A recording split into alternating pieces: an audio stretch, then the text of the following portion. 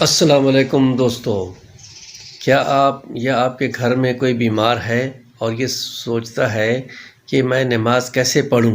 کیا بیماری میں نماز معاف ہو جاتی ہے؟ یہ سوال بہت اہم ہے کیونکہ نماز کسی بھی حالت میں معاف نہیں ہوتی، البتہ اسلام اسے آسان ضرور بنا دیتا ہے۔ آج کی اس مختصر مگر نہایت اہم ویڈیو میں ہم قرآن و سنت کی روشنی میں جانیں گے کہ بیمار شخص نماز کس طرح ادا کرے۔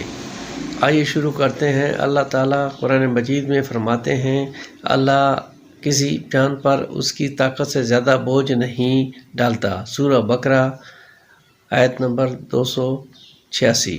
اسی طرح اللہ تعالیٰ کا ارشاد ہے، اللہ تمہارے لیے آسانی چاہتا ہے، سختی نہیں چاہتا۔ سورہ بقرہ 185۔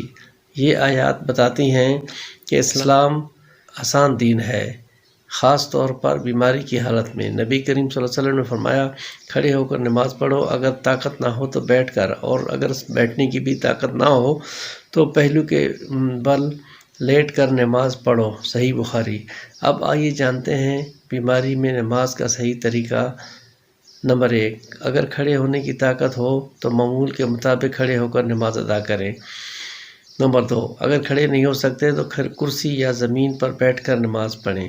نمبر 3، اگر بیٹھنا بھی ممکن نہ ہو تو دائیں یا بائیں پہلو کے بل لیٹ کر نماز ادا کریں۔ نمبر 4، اگر سر سے رکوع اور سجدہ نہ کر سکیں تو سر کے اشارے سے نماز پڑھیں اور سجدے کا اشارہ رکوع سے زیادہ جھک کر کریں۔ نمبر 5، اگر سر ہلانا بھی ممکن نہ ہو تو دل میں نماز کی نیت اور ذکر جاری رکھیں۔ ایسی شدید بیماری میں اہل علم کی رہنمائی کے لیے کے مطابق عمل کریں۔ یاد رکھیں، بیماری نماز چھوڑنے کا بہانہ نہیں بلکہ اللہ تعالیٰ کی دی ہوئی آسانیوں سے فائدہ اٹھانے کا موقع ہے۔ اللہ تعالیٰ بندے کی نیت، اخلاص اور استطاعت کو خوب جانتا ہے۔